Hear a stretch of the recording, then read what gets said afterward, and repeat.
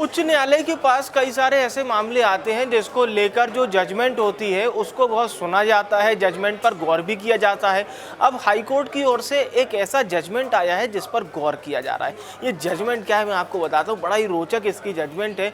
High court ने अपनी judgement में ये कहा है कि जो मामला सामने आया था ये कुछ ऐसा है जैसे एक मक्खी को हथौड़े से मारे जाना।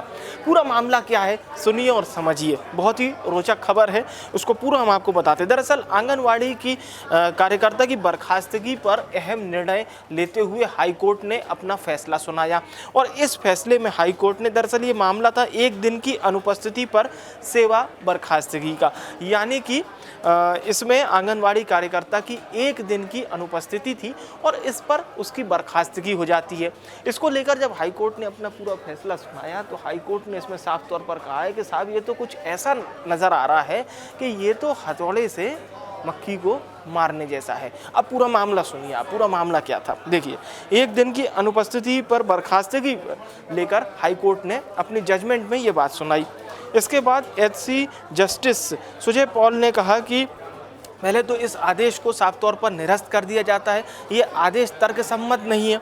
आगे कहा कि 60 दिन के भीतर सेवा बहाल कर सभी वित्तीय लाभ भी दें, संबंधित विभाग को साफ तौर पर कह दिया गया है। खंडवा निवासी ममता तिरोले ने इसे लेकर हाईकोर्ट में याचिका दायर की थी और इस पर हाईकोर्ट ने फैसला सुनाया। 27 दिसंबर 2019 का ये पूरा मामला है जब याचिकाकर्ता अपने कार्य में एक दिन के दौरान अनुपस्थित थी। एक दिन अनुपस्थित रहने पर 6 जनवरी 2020 को उनको शोकॉज नोटिस भी मिला था और जवाब देने के बाद उनके 8 दिन की वेतन कटौती का उन्हें दंड भी दिया गया था और बाद में पूर्व आदेश को वापस लेते हुए सेवा से ही बर्खास्त कर दिया गया। यानी कि पहले 8 दिन का वेतन वापस लेने के आदेश दिए गए और उसके बाद जो पुराना आदेश था उसको निरस्त कर दिया जाता है और उनको सेवा से बर्खास्त कर दिया जाता है।